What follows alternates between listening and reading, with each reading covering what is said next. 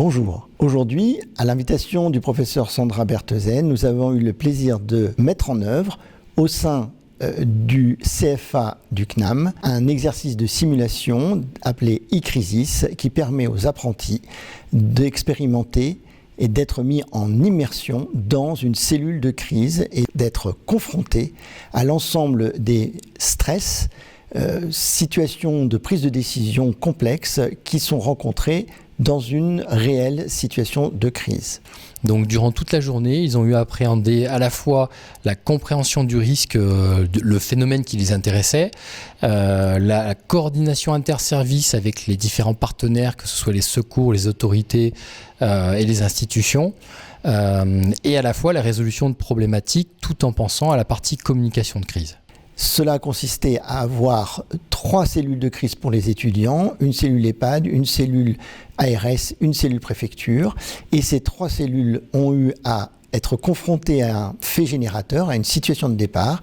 Et leurs décisions, non-décisions, interactions, non-interactions ont déclenché des effets dominos qui ont été interprétés et joués par une cellule d'animation comportant des experts du domaine qui ont pu adapter l'évolution du scénario en fonction des réactions des apprentis. Alors bonjour, je m'appelle Salomé.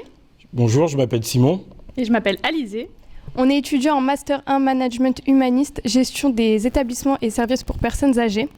Aujourd'hui, on a eu la chance de vivre une incroyable journée en simulant une gestion de crise. On a pu avoir l'opportunité d'avoir plusieurs rôles. Moi, j'étais directrice générale de l'ARS, donc un rôle assez important au sein de cette institution. Et on avait pour mission d'assurer la continuité des soins à l'ARS, pour les établissements médico-sociaux et sanitaires, alors qu'il y avait des EHPAD qui étaient en crise climatique, avec une inondation notamment. Ce qui était le plus difficile, c'est le fait qu'on ait eu plusieurs crises en même temps. On a eu notamment 2 EHPAD, on a eu les services des urgences qui fermaient de plusieurs établissements. La décision de répertorier tous les établissements, remettre les soins aux professionnels concernés était très compliquée. Je pense également aussi c'était l'évacuation. On attendait les instructions du préfet pour évacuer les résidents. Savoir si on était dans la possibilité, nous en tant qu'ARS, d'évacuer ou non. Et c'est vrai que je pense que ça a été ça la chose la plus compliquée. Et également de maintenir une continuité des soins malgré que les résidents étaient dans des conditions dégradées. Alors, ce que j'ai trouvé intéressant et très enrichissant, c'est qu'on a été encadré par des professionnels de la gestion de crise qui ont différents métiers. On a eu l'intervention notamment d'un journaliste qui nous a parlé de son métier, le témoignage de différentes personnalités qui ont travaillé en préfecture, au ministère de l'Intérieur et dans d'autres structures.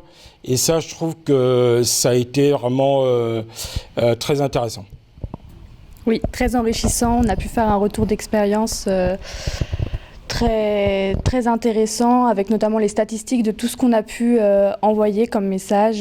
Et pendant le retour d'expérience de cet exercice qui s'est passé ce matin, pendant l'après-midi, l'ensemble des acteurs de la cellule d'animation ont commenté les événements qui se sont passés dans la matinée, ont expliqué aux apprentis comment leurs décisions les ont servis ou desservis, comment dans la vraie vie les professionnels du pilotage stratégique des crises se trouvent confrontés aux mêmes difficultés et ils ont démontré aux apprentis qu'ils avaient partagé exactement le même niveau d'expérience. Évidemment, avec une connaissance fine des outils à disposition moins maîtrisés par ce qu'apprentis, mais ils font partie maintenant de la communauté de ceux qui ont expérimenté le pilotage stratégique des crises. Et cela a été absolument évident pendant la partie rétex et les conclusions qui ont été faites.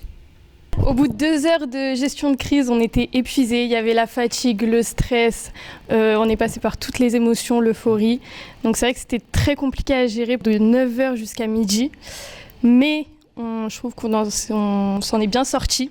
C'était la première fois qu'on était confronté à ce genre de situation. Et l'objectif, c'est que nous, en tant que futurs directeurs d'établissements médico-sociaux, on puisse pouvoir gérer ce genre de crise et y faire face de la meilleure façon possible. Merci beaucoup pour votre accueil au sein du CNAM, du CFA Saint-Denis. Merci à vous.